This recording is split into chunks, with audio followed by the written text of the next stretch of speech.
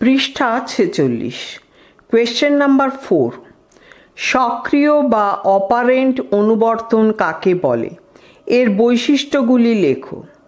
সক্রিয় বা অপারেন্ট অনুবর্তন যে অনুবর্তন প্রক্রিয়ায় প্রতিক্রিয়ার নির্দিষ্ট কোনো উদ্দীপক নেই, যে কোনো উদ্দীপকের সঙ্গে প্রতিক্রিয়ার সংযোগ ঘটানো যায় এবং যেখানে প্রাণীর সক্রিয়তা অপরিহার্য তাকে সক্রিয় অনুবর্তন বলে।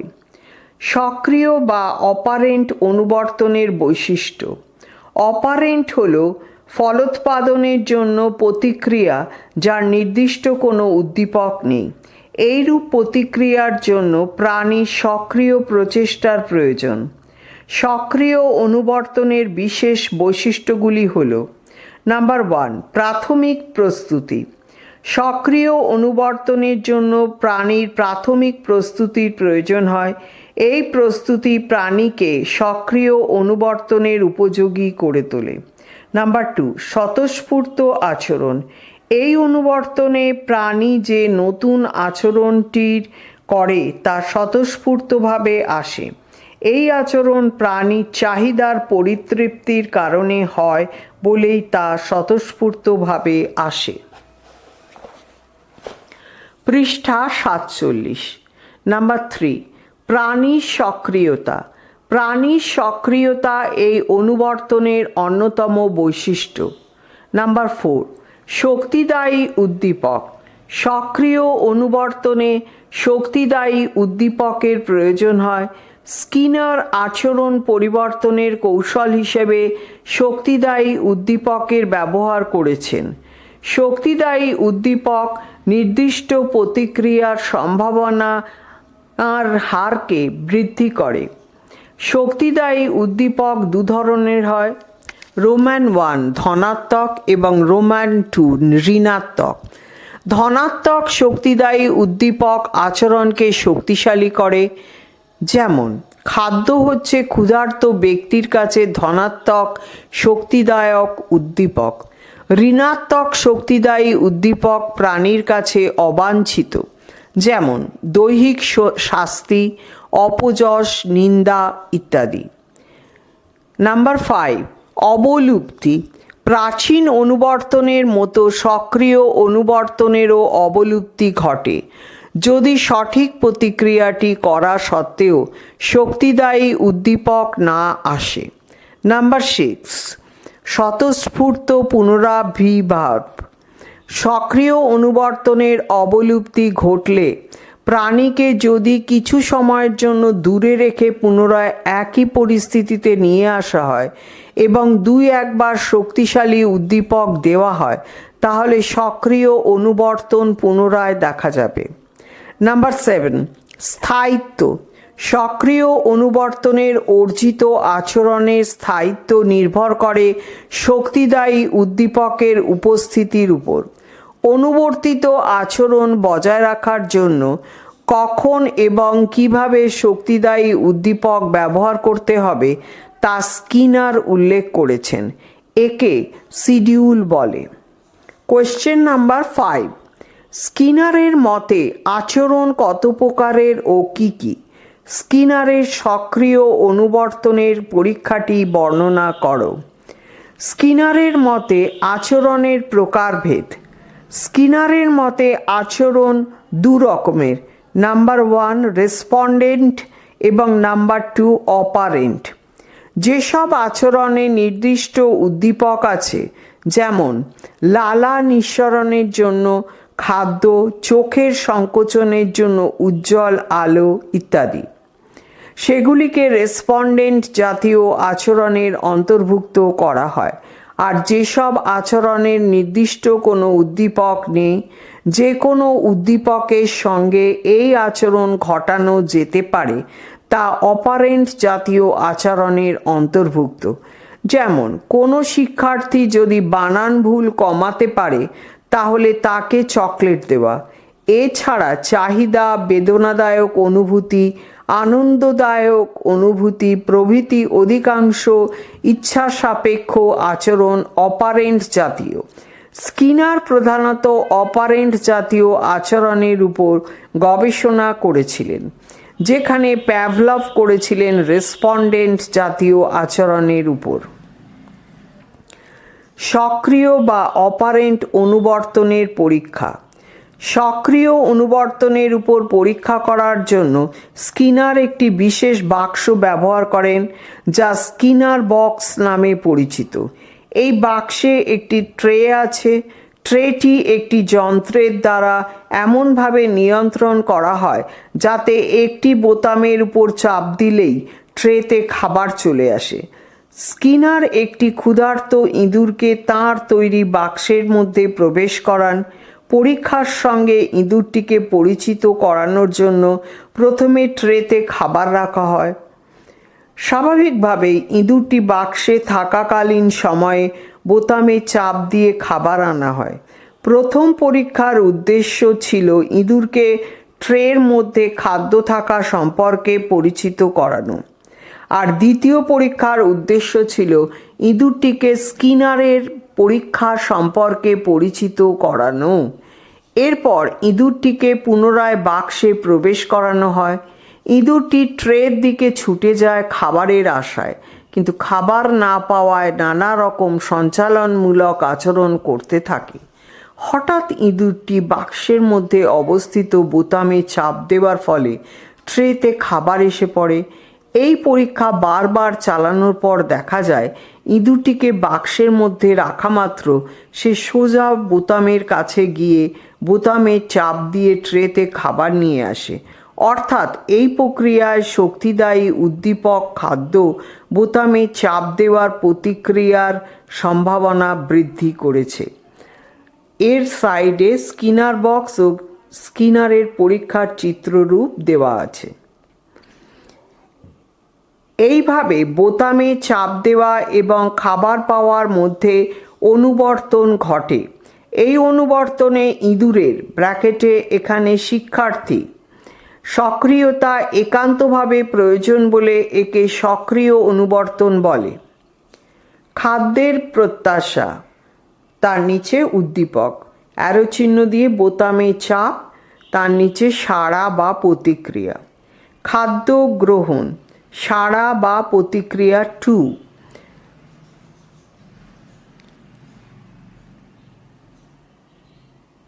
সেদিকেই অ্যারো দিয়ে ডান দিকে লেখা আছে খাদ্য প্রাপ্তি উদ্দীপক 2।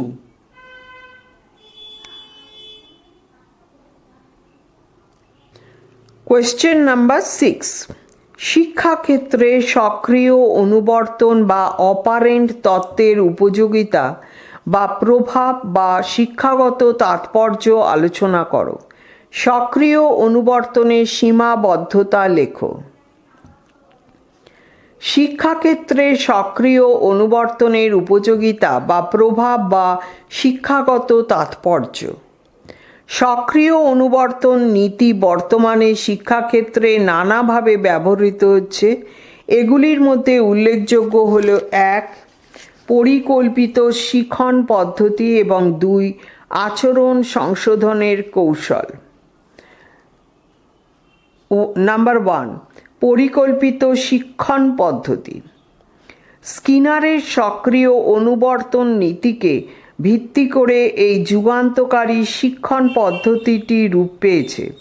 পরিকল্পিত শিক্ষণ পদ্ধতি হল পরিকল্পিতভাবে পর্যায়ক্রমে ক্ষুদ্র ক্ষুদ্র স্তরের মধ্য দিয়ে চূড়ান্ত লক্ষ্যে পৌঁছানো। যে বিষয়টি শিক্ষার্থীরা শিখবে সেই বিষয়টিকে শিক্ষার্থীদের উপযোগী করে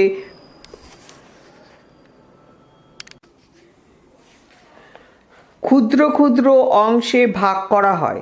একে ফ্রেম বলে। প্রত্যেকটি ফ্রেম এমনভাবে তৈরি করা হয় যাতে শিক্ষার্থীদের অধিকাংশই নিজে পড়ে প্রশ্নের উত্তর দিতে পারে।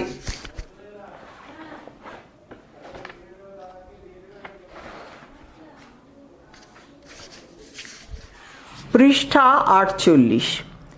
এই ফ্রেমগুলি বইয়ের আকারে বা ভিডিও টেপে ধরে রাখা হয়। শিক্ষার্থী প্রতিটি অংশ বা ফ্রেম পর্যায়ক্রমে শেখে। প্রতিটি অংশেই প্রশ্ন থাকে।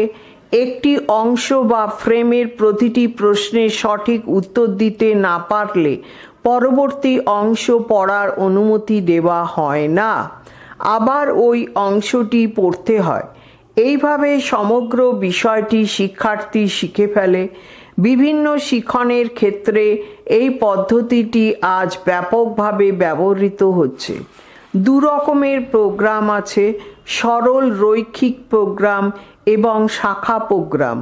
ভুলকে ভিত্তি করে শাখা প্রোগ্রাম ব্যবহৃত হয়। নাম্বার 2, আচরণ সংশোধনের কৌশল। শিক্ষার অন্যতম উদ্দেশ্য হল আচরণ সংশোধন করা, যেমন অবাঞ্ছিত আচরণের সংশোধন, ভুল বানান শুদ্ধ করা ইত্যাদি। সক্রিয় অনুবর্তনের অন্যতম নীতি হল শেপিং। এই নীতির দ্বারা শক্তিদায়ী উদ্দীপককে সুষ্ঠুভাবে ব্যবহার করে শিক্ষার্থীর অবাঞ্ছিত আচরণ ও অভ্যাস ধীরে ধীরে সংশোধন করা হয়।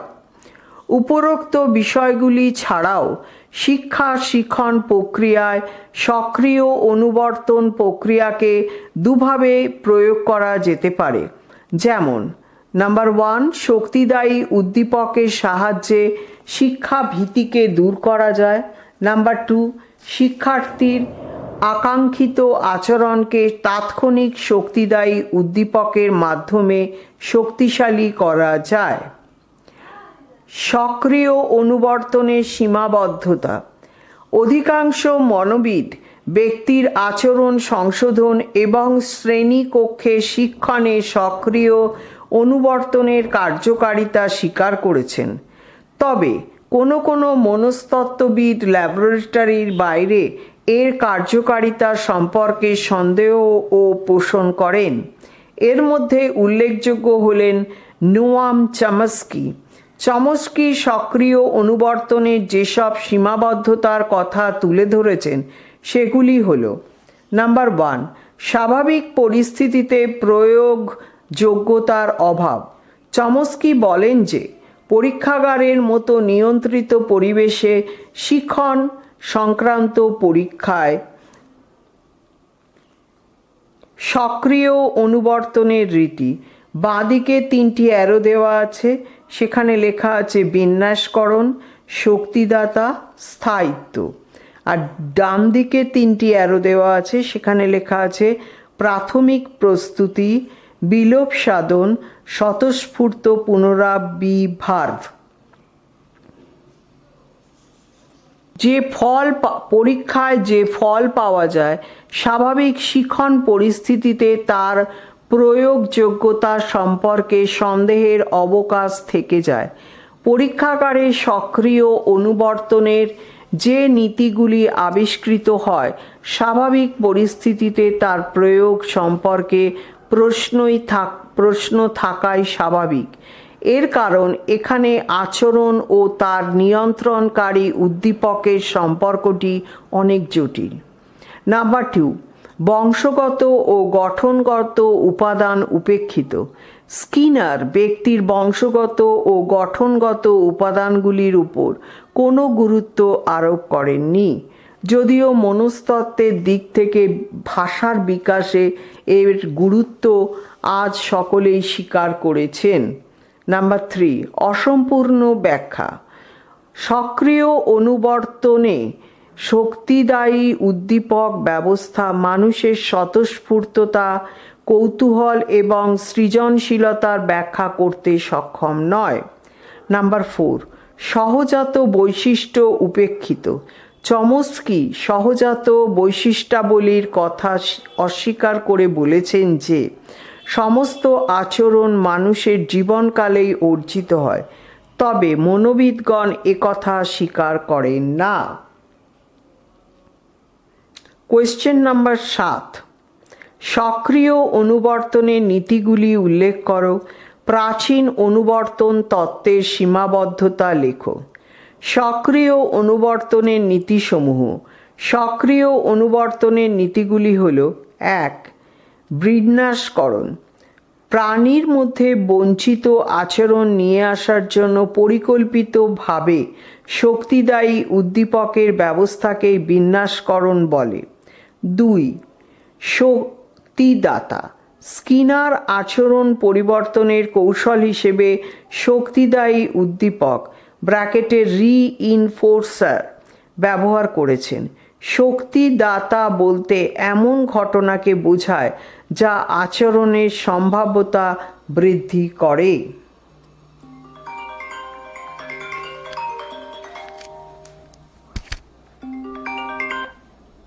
বলো।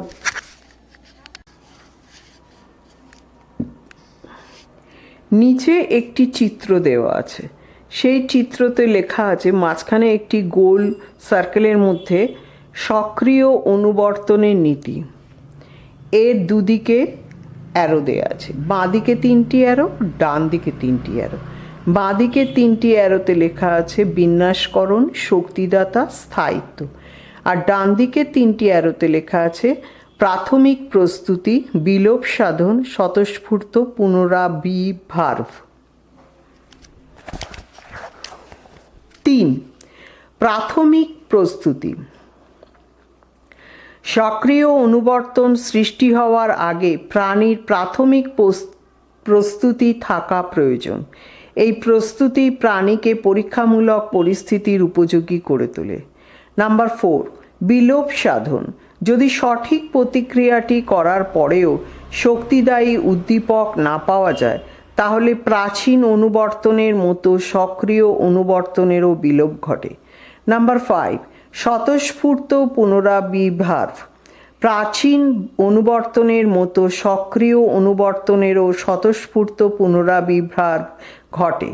সক্রিয় অনুবর্তনের বিলোপ সাধনের পরে যদি কিছু সময়ের জন্য প্রাণীকে দূরে রেখে পুনরায় একই পরিস্থিতিতে নিয়ে এসে 2-1 বার শক্তিদায়ী উদ্দীপক উপস্থাপন করা হয় তাহলে পুনরায় সক্রিয় অনুবর্তন দেখা যাবে। 6. সক্রিয় অনুবর্তনে অর্জিত আচরণের স্থায়িত্ব নির্ভর করে শক্তিদায়ী উদ্দীপকের উপস্থিতির উপর। অনুবর্তিত আচরণ বজায় রাখার জন্য কখন কিভাবে শক্তিদায়ী উদ্দীপক ব্যবহার করতে হবে তা স্কিনার উল্লেখ করেছেন। একে শিডিউল বলে। প্রাচীন অনুবর্তন তত্ত্বের সীমাবদ্ধতা।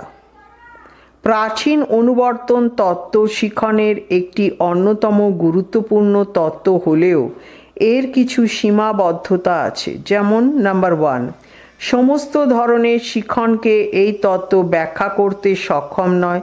বিশেষ করে ধারণা শিখন, সমস্যা সমাধানের মতো উচ্চস্তরের শিখনকে এই তত্ত্ব ব্যাখ্যা করতে পারে না। নাম্বার 2, নিম্নতর প্রাণী ও শিশুদের শিখনে এই তত্ত্ব যথেষ্ট গুরুত্বপূর্ণ হলেও বয়স্কদের শিখনে এই তত্ত্ব বিশেষ কার্যকরী নয়। কোয়েশ্চেন নাম্বার 8, প্রাচীন অনুবর্তন ব্র্যাকেটে এস টাইপ ও সক্রিয় অনুবর্তন ব্র্যাকেটে আর টাইপের পার্থক্য লেখো, অথবা প্যাভলোভীয় অনুবর্তন ও অপারেন্ট অনুবর্তনের মধ্যে পার্থক্য লেখো। প্রাচীন অনুবর্তন ব্র্যাকেটে এস টাইপ ও সক্রিয় অনুবর্তন ব্র্যাকেটে আর টাইপের পার্থক্য।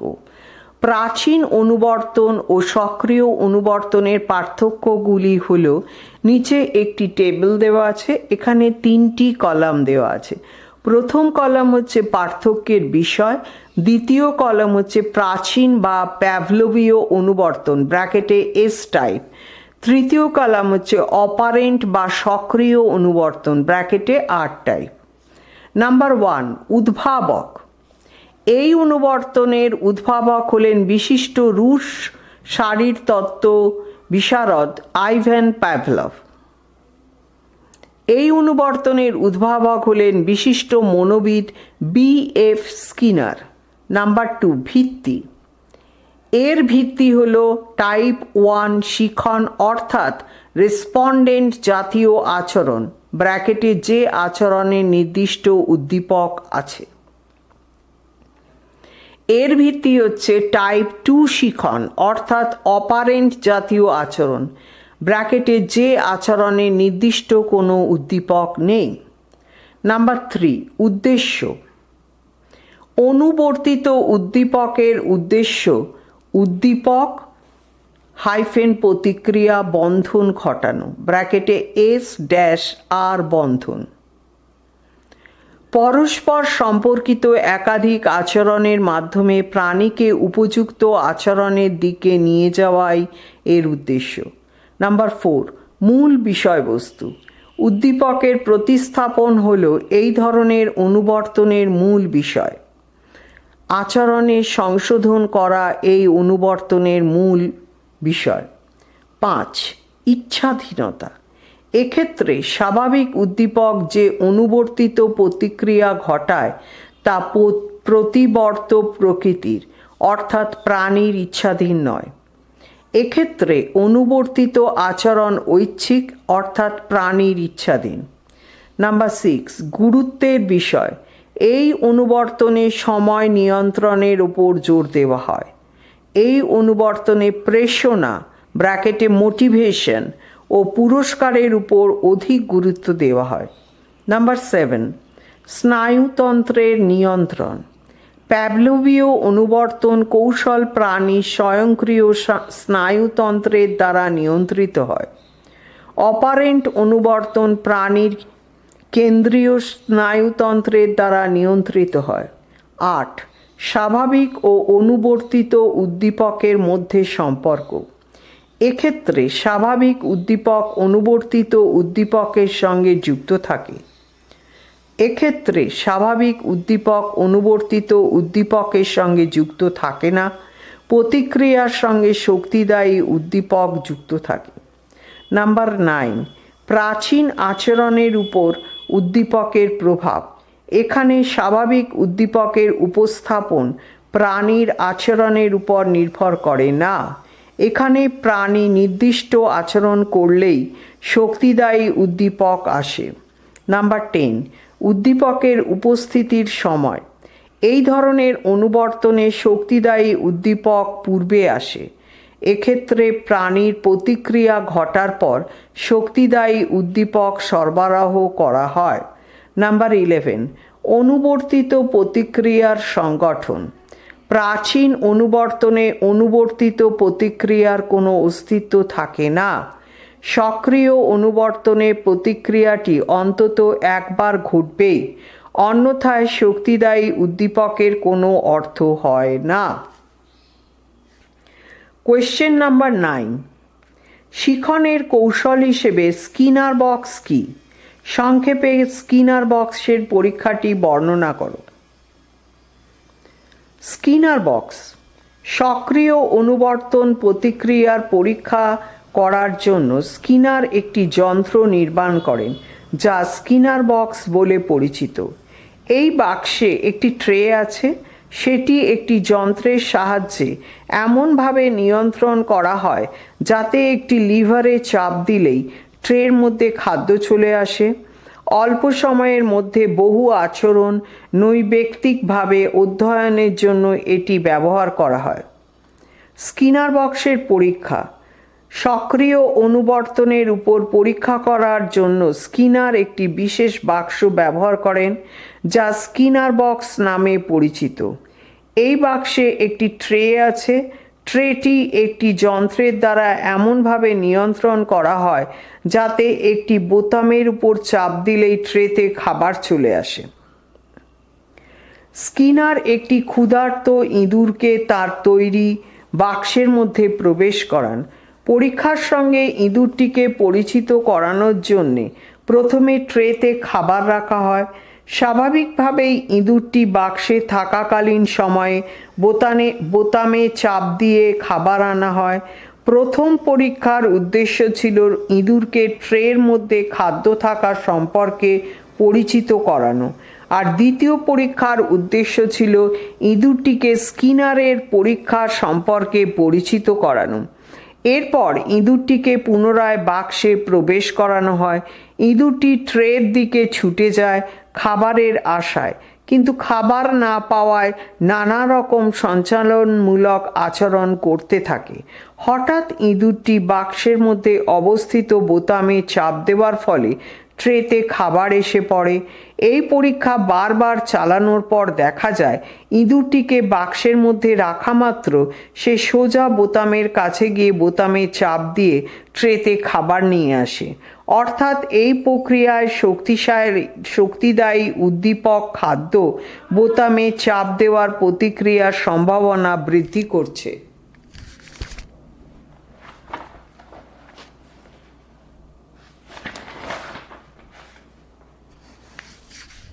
পৃষ্ঠা 50। এইভাবে বোতামে চাপ দেওয়া এবং খাবার পাওয়ার মধ্যে অনুবর্তন ঘটে। এই অনুবর্তনে ইঁদুরের ব্র্যাকেটে এখানে শিক্ষার্থী সক্রিয়তা একান্তভাবে প্রয়োজন বলে একে সক্রিয় অনুবর্তন বলে। খাদ্যের প্রত্যাশা নিচে উদ্দীপক 1 অ্যারো চিহ্ন দিয়ে ডান দিকে বোতামে চাপ ব্র্যাকেটে সাড়া বা প্রতিক্রিয়া 1, তার নিচে অ্যারো চিহ্ন দিয়ে খাদ্য প্রাপ্তি ব্র্যাকেটে উদ্দীপক 2, সেখান থেকে আবার বাঁ দিকে অ্যারো চিহ্ন দিয়ে খাদ্য গ্রহণ ব্র্যাকেটে সাড়া বা প্রতিক্রিয়া 2। স্কিনারের অপারেন্ট অনুবর্তনের বিভিন্ন ধাপ। কোয়েশ্চেন নাম্বার 10, থর্নডাইকের শিখন সংক্রান্ত সূত্রগুলি লেখো। থর্নডাইকের শিখন সংক্রান্ত সূত্র।